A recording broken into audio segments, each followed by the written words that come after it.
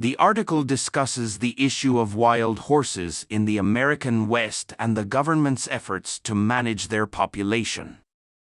With over 80,000 horses currently roaming the West, the situation has become a crisis that affects both ecology and individual livelihoods. The article also mentions the opportunity for individuals to adopt wild horses from government holding facilities. Sorrels. Gobsmacked. Conquistadors. Encroach. Gist. Eluded. Resonated. Liquidation. Geldings. Darting.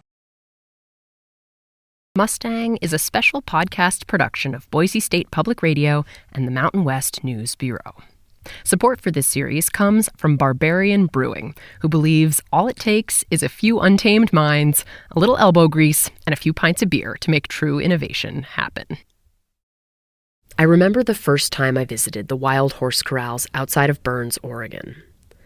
It's a desolate place. Sagebrush for miles around, scattered juniper trees, and a dozen or so enormous corrals or pens with these high metal fences. You can drive your car around and look at all the horses being held there, hundreds, even thousands at times. Sorrels, paints, black ones, white ones, bays. These horses all used to be wild, roaming the public lands of this region in small family bands and herds.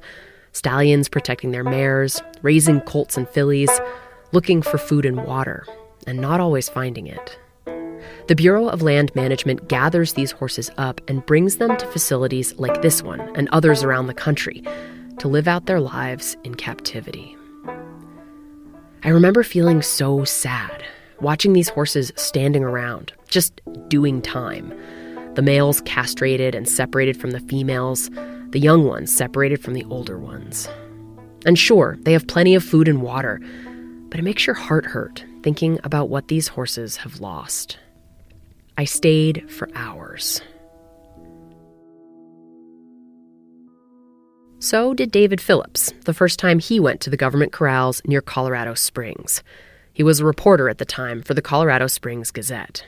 And one Saturday, there wasn't much news going on, so I went to a BLM adoption fair down at the local prison. Adoption fairs are events where the Bureau of Land Management invites the public to come bid on and adopt Mustangs. And, to be honest, I didn't even know that wild horses still existed, let alone that they were being auctioned off by the federal government. And so I thought, well, this will be an interesting story. Little did I know. So David hangs around the corrals, and at the end of the day, he asks the staff how many horses were adopted. They said only 4. The rest, he's told, will go into government storage, basically captivity for the rest of their lives. Right now, there are 50,000 wild horses in government holding facilities around the country. 50,000. And I was just gobsmacked. I just kept thinking, how did we get into this situation?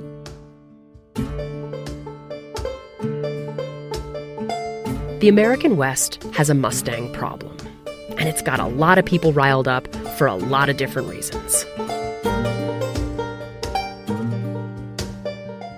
I'm Ashley Ahern, and this is Mustang, a show about a wild horse who's learning the world of humans, and a human, this human, who's trying to understand the complicated world of Mustangs.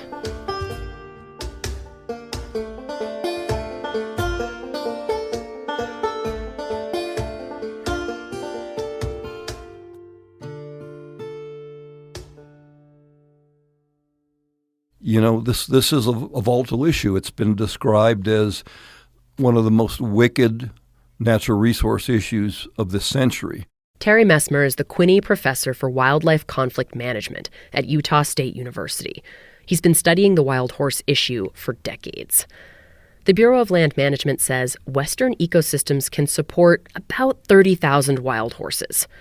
But right now, there are more than 80,000 out there, roaming across the West. And that number rises by 10 to 20% every year. This is a crisis. It's a crisis not only involving ecology, but it's a crisis involving our ability to communicate and to relate to each other as individuals. Messmer says the wild horse problem is different from other environmental problems because wild horses are different from other wild animals. People have strong feelings about them, feelings that are often connected to deeply entrenched belief systems and identities. We'll get into all that on this show, but for now, here are the basics of how it looks on the ground. Wild horses eat grass, of course, so that means that if you talk to ranchers, some will tell you Mustangs compete with their cows for food, and therefore present a threat to their way of life. For biologists, that grazing, and sometimes overgrazing, can pose a serious threat to the ecosystems and creatures they've devoted their careers to studying and protecting. And then there are the wild horse activists, people who photograph the horses, give them names, and believe that Mustangs have a right to live out their lives in freedom on the open range. So, the activists sue the BLM to prevent it from rounding up wild horses. Ranchers sue the BLM to force it to do the roundups. And a lot of other people wring their hands and worry about all the taxpayer dollars that are spent keeping horses in long-term holding facilities. You know, here is this thing that is the symbol of everything that is wild and free that is being held captive at great expense. David Phillips, the reporter from Colorado, is now a Pulitzer Prize-winning journalist with the New York Times. He mainly covers the military, but in 2017, he published a book called Wild Horse Country. It's great, all about the history, myth, and future of the Mustang. And for him, that first day at the government corrals, it wasn't just the horses that drew him in. It was what they represented, something so much bigger. You know, it was just such a contradiction. And to me, immediately that suggested that there was a really compelling human history behind it. Because after all, wild horses didn't create their modern predicament. We did. And so to understand how they ended up where they did, we have to understand the human history of the West. So in the early times when the Spanish and other countries of the European continent started coming this way, well, this guy named Cortez was a Spaniard, and he landed in Mexico, on that lower part of the Americas. And so when he arrived, he brought the horse. Warren Saylor is a historian and elder of the Spokane tribe of eastern Washington.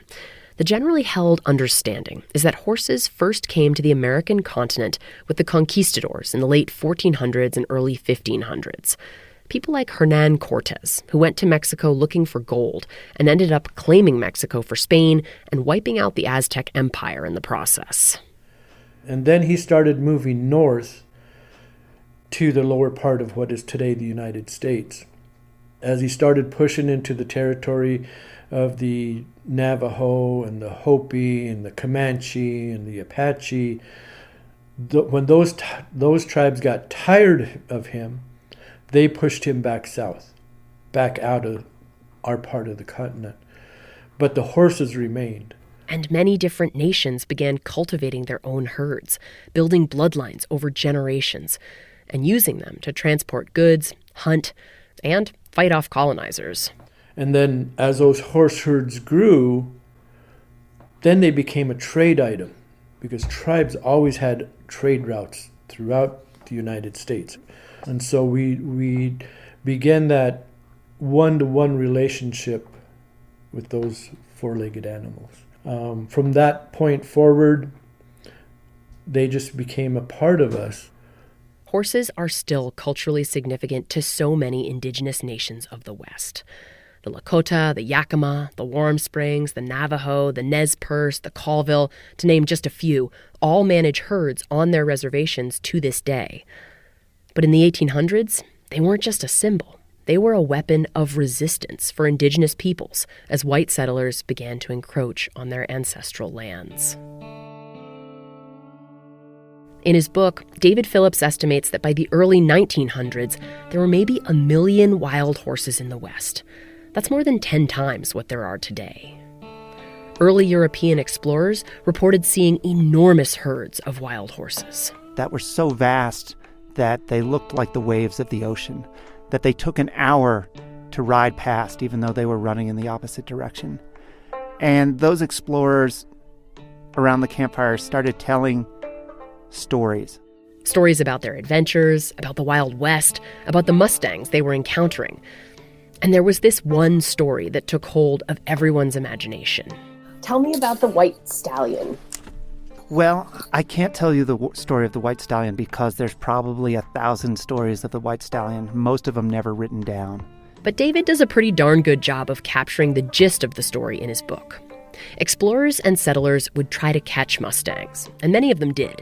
They were turned into cart horses in New York City. They were used as pack horses and plow horses to homestead land. They became a tool in the taming of the West.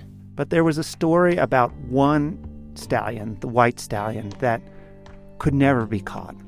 It was the most gorgeous animal, the storytellers assured everyone else, that had ever been seen. Tall, regal, and it would always be seen out standing on the horizon. But if any rider tried to go after it, it would just lope away, disappearing into the distance. The cowboys all tried to catch that white stallion. They would chase him into a box canyon, or they would set up a trap, or they would corral him by the river, or they would find the most beautiful mare and try to lure him in. But the white stallion always outsmarted them. He jumped the highest fences, eluded the cowboys, made off with the beautiful mare. He was indomitable, just so purely wild. And why that resonated with the storytellers, I think says something about that time and how Americans viewed themselves. It says that nature, that the West, the frontier, was boundless, all-powerful, so much more mighty than any one human, that it could never be tamed or fully encompassed. The horse embodied that. The white stallion may have never been caught, but hundreds of thousands of mustangs were. For much of the early to mid-1900s, wild horses were rounded up and slaughtered at facilities around the country. Their meat was shipped abroad for human consumption and canned in the U.S. for dog food. Their populations plummeted. By the 1950s, there was maybe only about 40,000 horses left. Hardly any. And so it was just this big industrial liquidation of a natural resource. And it was part of the larger liquidation of all natural resources in North America. David says Americans were harvesting mustangs the same way they were clear-cutting old-growth forests. Ours was a land of plenty, and there was plenty to take, until there wasn't. That rude awakening went hand in hand with the rise of the environmental movement of the 1970s. You've probably heard of the Clean Air Act and the Clean Water Act. Well, there's another one you might have missed that also spoke to the conservation spirit of the times. In 1971, Congress passed the Wild and Free-Roaming Horse and Burro Act. The act made it illegal for the public to capture or kill wild horses and burros, or donkeys. The Bureau of Land Management was put in charge of wild horses on public lands. And it worked. Maybe a little too well. Wild horse populations have been on the rise ever since. To the point where now we humans are divided about what to do about it. Yay, we saved the wild horse. Shoot, now what do we do with all these horses? And that brings us to our current predicament, with lawsuits flying back and forth, crowded government corrals, and wild horses living out their lives in captivity.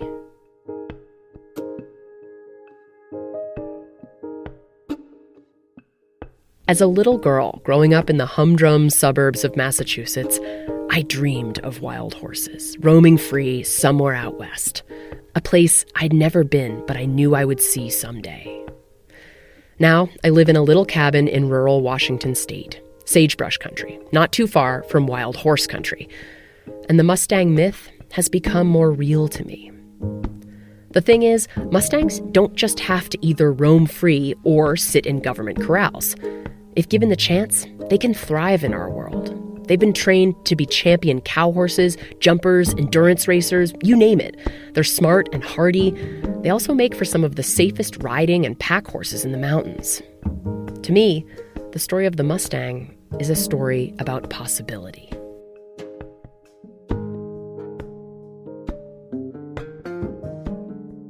For $125, and of course if you meet some requirements, the federal government will let you adopt your own Mustang, take it home, and try to train it. So that's what brought me to the BLM corrals outside of Burns, Oregon last year. I wanted to see it for myself, but I also wanted to take home my very own Mustang. And I should note here that I have never trained a horse. I know how to ride, but training a horse, especially a horse who's never been around people, is next level. There is a high likelihood that I am biting off way more than I can chew. But that doesn't usually stop me. Anyway, I spent hours standing on the fence, arms wrapped around the railings like a little girl, just watching mares and geldings, young and old. I watched the way they moved and interacted. I didn't know exactly what I was looking for. But there was one little black horse with a bright white spot on his forehead that caught my eye. I have a video on my phone of him from that first day. Hey, handsome. What you doing? I'm just looking. Horses are prey animals, so if they can't run away, they want to form a tight bunch when they perceive a threat. At the corrals, most of the horses were doing just that, huddled together on the far side of the pen to get as far away from me as possible. But this one little black horse just squared off, stood his ground, and watched me walk around the corral. What you doing, little one? What do you think? He was afraid, I could tell, but so defiant and scrawny, but clearly curious. He's checking me out. Might as well take a picture. You're not moving. It's like his presence.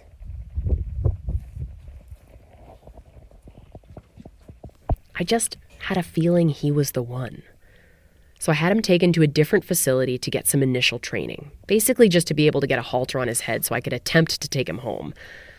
And I watched the cowboys working with him. I have video of him from then. He just ran and thrashed around until he was lathered white with sweat and fear. Boy, was he wild. They said they'd never seen a horse kick and fight so hard.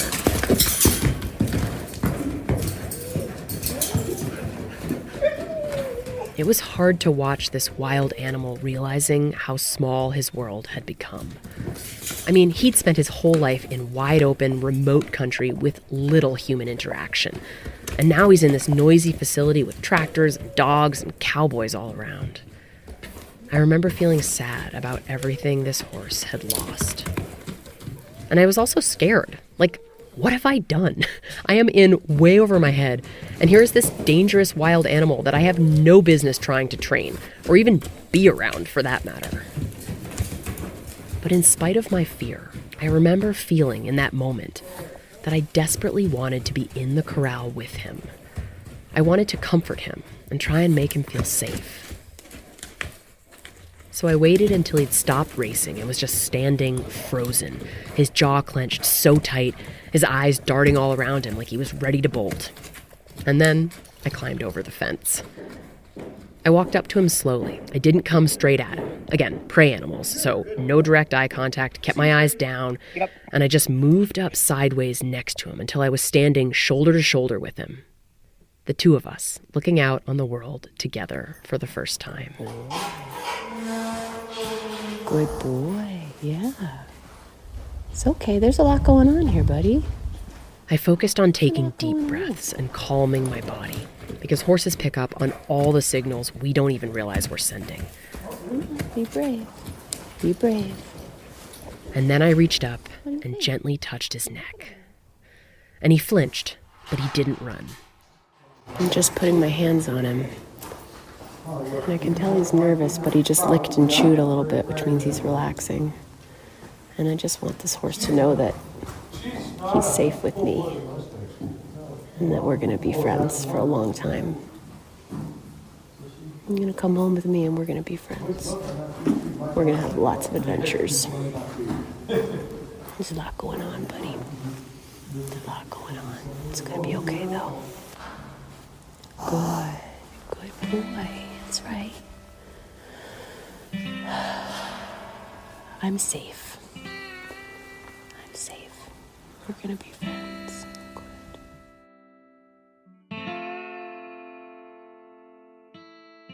Now, Boo and I are on a journey together. And getting to know him has also been about getting to know his world, both the context and the conflict that surrounds the wild horse issue. Why do people get so fired up about wild horses? Why are there so many out there now? What impacts are they having? And what do we do about it?